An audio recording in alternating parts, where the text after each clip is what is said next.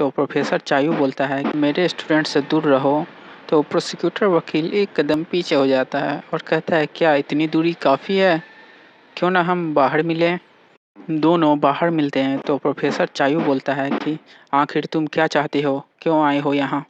Prosecutor वकील कहता है कि बस मैं इतना ही चाहता हूँ कि तुम अब कुछ मत करो।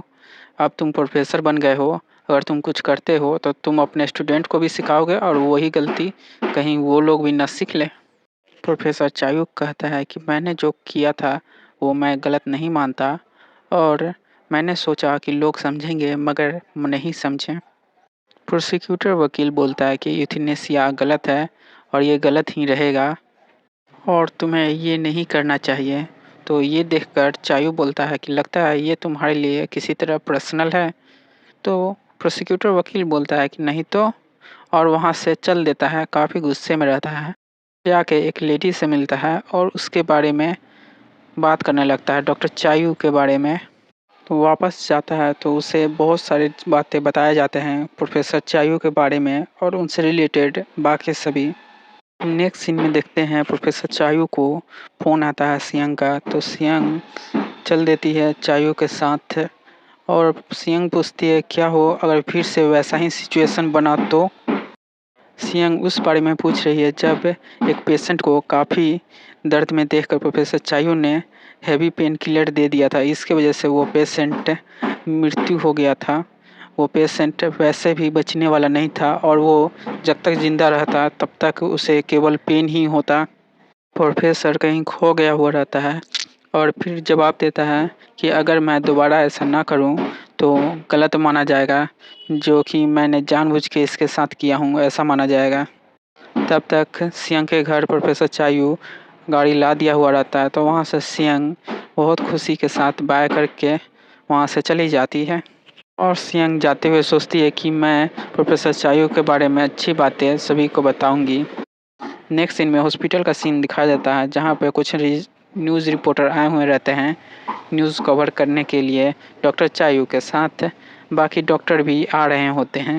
सभी एनेस्थीसियोलॉजिस्ट स्टूडेंट सब प्रोफेसर आ गए हुए रहते हैं और प्रोफेसर चायू का इंटरव्यू हो रहा होता है और पेन के बारे में चायू से पूछा जाता है तो वो सभी कुछ बताने लगते हैं।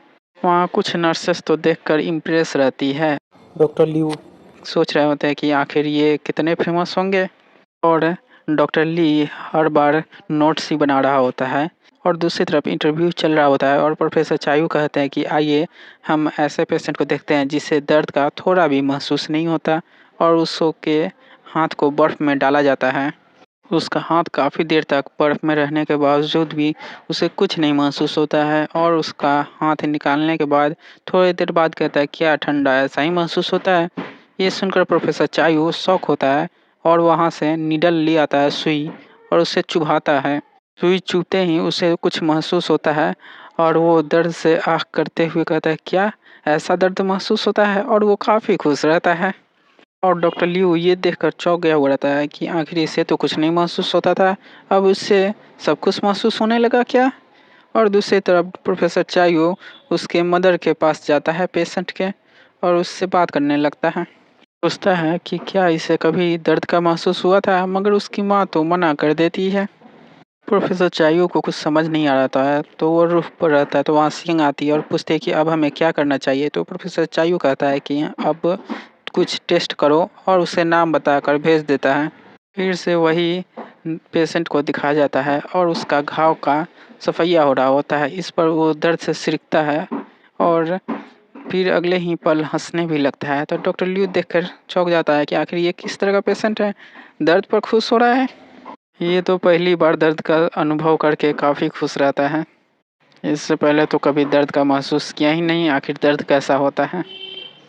और बगल वाले पेशेंट जिसको कुछ ज़्यादा ही दर्द महसूस होता है तो उससे कहता है कि दोस्त दोस्त क्या तुम्हें भी इसी तरह दर्द महसूस होता है। वो आदमी तो पहले से ही दर्द में रहता है, वो कुछ बोलता है कि मेरा मजाक उड़ा रहे हो, और कुछ बोलने वाला ही रहता है तो उससे होना शुरू हो जाता है तो वो कुछ बोलता ही नहीं है। प्रोफेसर चायू रिपोर्ट देख रहा होता है, स्कैन।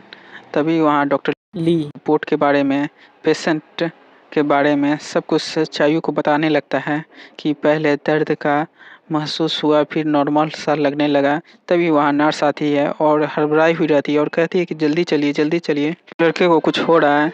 तो वहाँ पर डॉक्टर चायू पहुँचता है तो देखता है सभी कोई उसे शांत कर रहे हैं और वो लड़का काफ़ी दर्द में है। ये देखकर डॉक्टर चायू कहीं खो गया हुआ रहता है और नेक्स्ट सीन में दिखाता है कि रिपोर्ट दे रहा है पेशेंट के बारे में डॉक्टर ली सभी कोई को, और बताता है कि शरीर में सब कुछ नॉर्मल है, कोई भी हड्डी टूटा हुआ नहीं है, फिर भी उसे दर्द का महसूस हो रहा है। डॉक्टर ल्यू कहता है कहीं से भूत तो नहीं पकड़ लिया। और नेक्स्ट सीन में सियांग बैठ के डायरी पढ़ रही होती है उस आदमी का जिसे दर्द कुछ ज़्यादा ही महसूस होता है। तभी वहाँ चायू आता है तो सियांग चायू को बताती है कि ये उस आदमी का डायरी है जिसे कुछ ज़्यादा ही दर्द महसूस होता है। डायरी में लिखा हुआ है कि उसके बेटी को एक दिन छुट्टी मिला हुआ था चिकन पॉक्स होने के कारण, और उसे भी एक बार चिकन पॉक्स हुआ था बचपन में। चायू आगे देखता है कि उसने काफ़ी अच्छा ड्राइंग बनाई हुई है तो उससे बोलता भी है कि तुमने काफ़ी अच्छी ड्राइंग बनाई है, उसका तारीफ़ करके वहाँ से चला जाता है। और ये सुनकर सियांग काफ़ी खुश होती है कि डॉक्टर चायू ने अप्रिशिएट किया है, तारीफ़ किया है, खासकर प्रोफेसर चायू ने।